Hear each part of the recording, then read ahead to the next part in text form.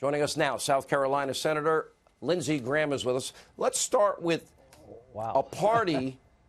Let's start with a party that can't even make a simple condemnation of virulent racism and anti-Semitism because they don't have the votes. Well, they're afraid. They're afraid of the radical left. But this is going on all over the world, just not in the United States. The Labour Party in Britain is becoming more anti-Semitic by the day. Israel's the bad guy. The Palestinians are the oppressed. Israel gets rockets fired into Israel from Gaza by Hamas. They never say a word. They blame Israel when they fight back. So they're afraid not to impeach the president. They're afraid of getting a primary. They got a billionaire paying money to run against any Democrat who won't vote for impeachment.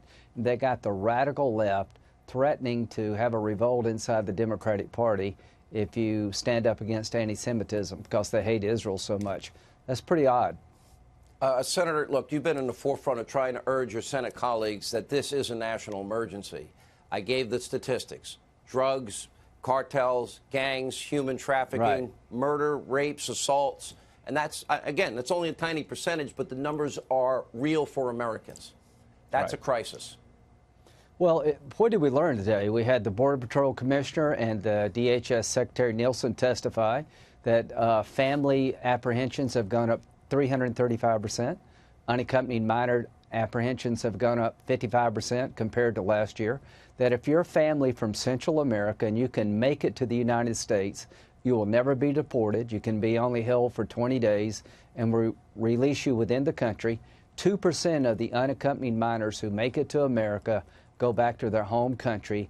Our laws are broken and we need a barrier. The most stunning testimony was a man who's been dealing in sex trafficking, a law enforcement official, and he said that most children brought into America come across the open area of the border because the smugglers are afraid to go through the points of entry.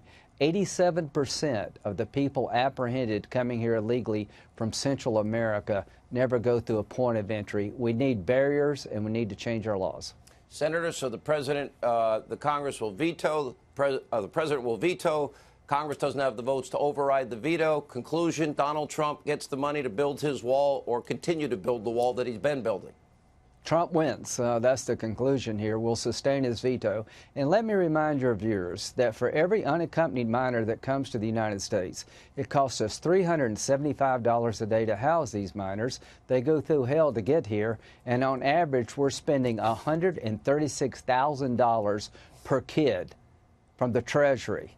This is a crisis. $1.6 billion going to be spent. We're approaching 1 million illegal immigrants by the end of the year. Our laws reward people for coming. We need to change our laws and we need to build a wall.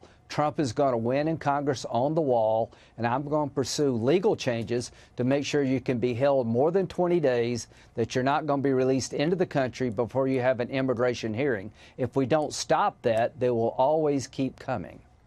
Well said. All right, Senator Graham leading in the Senate. Some of your colleagues, they need to grow a backbone or retire. Not you, though. Stand with the president. All right. Thank you so much.